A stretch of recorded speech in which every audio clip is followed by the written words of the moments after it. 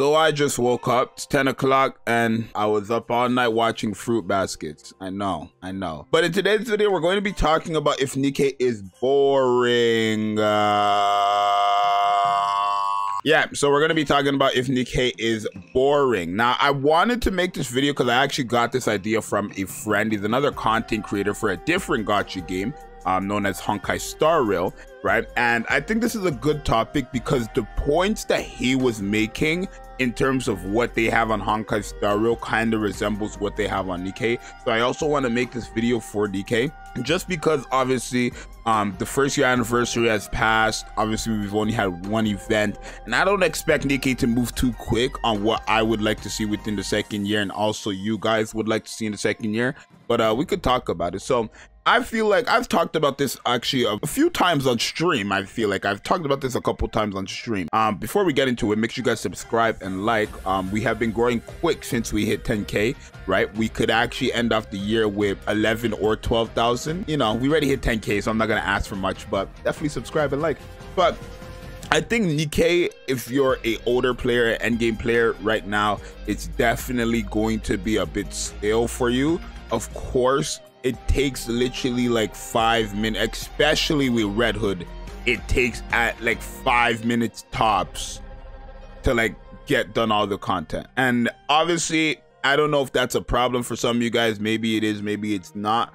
But unless they have a solo raid or a union raid, and even if you're in the top union raid, your union raid finishes instantly too, right? For example, my last union raid, I missed out on 3 attempts only because when I was trying to go do my other attempts, it was already done, right? So in my union, that's how it be, right? Day 1, you're already at level like 9 or 8.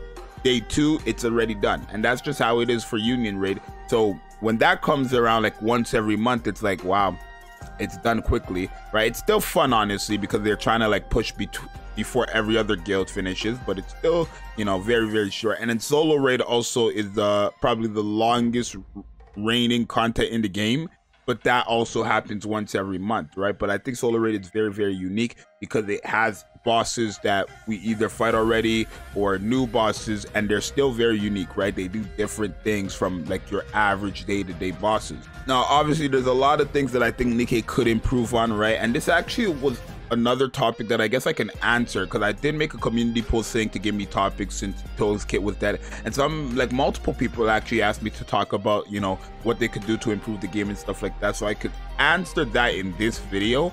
But let me stay on track first. I don't think Nikke is boring. I think Nikke would be boring for the players who don't have goals. Does that make sense? Right? For me, I see it like this, right? Even though I'm a spender, right? How I see it is that I open up the game every single day, and then I do my, you know, simulated universe. Simulation rooms, that's the wrong game. Simulation universe is Honkai Star Rail. Simulation room is Nikke's Yoxis. Damn! Alrighty, I don't know what that was. Oh my god. Oh my god. Oh my god. But that was a good wake-up call for me.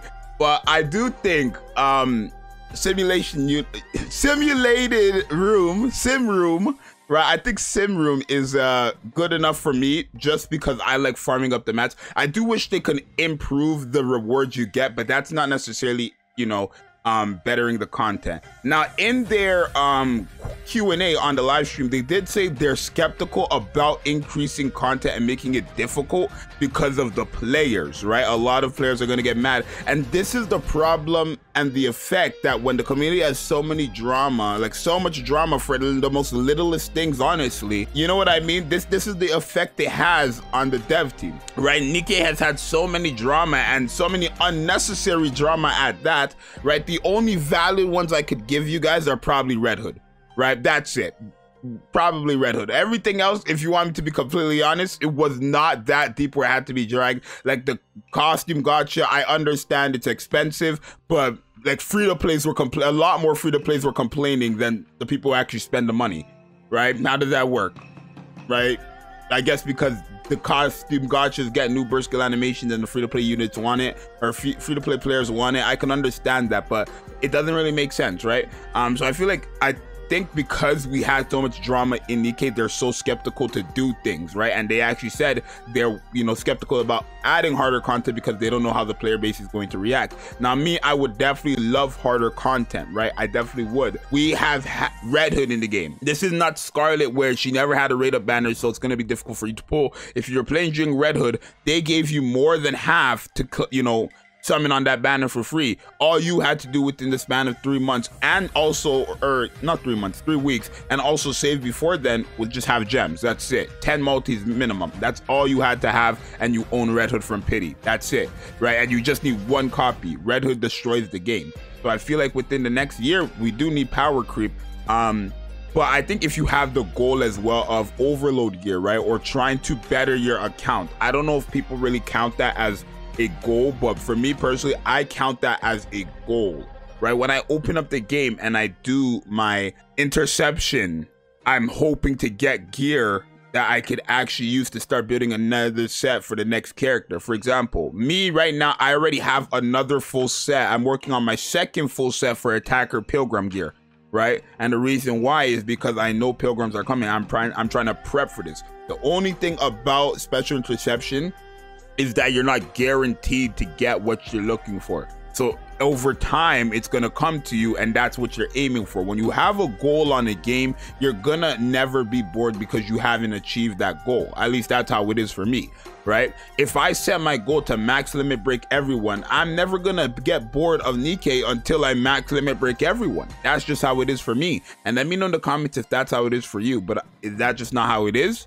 I don't know. That's why I'm saying let me know in the comments. But if I have the goal to get overload gear for every character in my account, I'm not going to get bored until I can reach this goal, because over time, the game is still updating with new characters. So it's still adding and adding and adding. Over time, the game is still getting new content, right? New bosses, new stuff like that. It's just adding and adding and adding. It's just on the day-to-day, daily grind, daily routine. It's not that much time you're spending on Nikke as an endgame player, so it might come across as boring. It might come across as boring to you guys, but for me personally, I don't think Nikke is boring. I think Nikke would only be boring if it was like, how do I word it? If they did an update. I think 2 weeks for an update of a game is fine, because how they do their events, right?